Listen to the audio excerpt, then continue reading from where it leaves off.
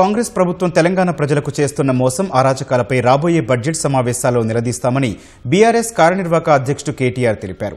హైదరాబాద్ శివారు గండిపేటలోని గోల్కొండ రిసార్ట్లో బీఆర్ఎస్ ఎమ్మెల్యేలు ఎమ్మెల్సీలకు ఒకరోజు అవగాహన కార్యక్రమం ముగిసిన తర్వాత మాట్లాడిన కేటీఆర్ ఈ బడ్జెట్ ద్వారా కాంగ్రెస్ ప్రభుత్వానికి ప్రజలిచ్చిన వ్యవధి 60% పూర్తవుతోందన్నారు. ఈ సమావేశాల్లో ప్రభుత్వ ప్రాధాన్యాలు హామీల విషయంలో చిత్తశుద్ది బయటపడుతుందని చెప్పారు. ప్రజలకిచ్చిన 6 గ్యారంటీలు 420 హామీలపై ప్రశ్నిస్తామని బీఆర్ఎస్ తరపున ప్రైవేటు బిల్లు పెడతామని వెల్లడించారు.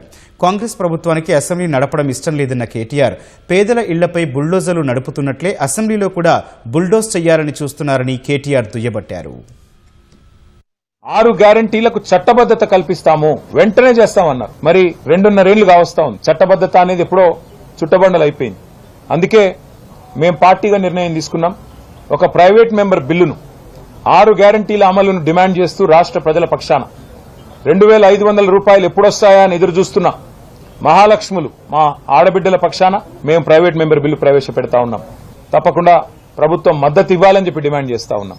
రాహుల్ గాంధీ గారి కుటుంబానికి, గాంధీ పరివారికి 1000 కోట్లు పంపుతానని చెప్పిన ముఖ్యమంత్రి గారు కొత్తగా రాహుల్ బంధు పథకం పెట్టినట్టున్నారు. రైతు బంధు మార్చి 10కి కూడా దిక్కులేదు.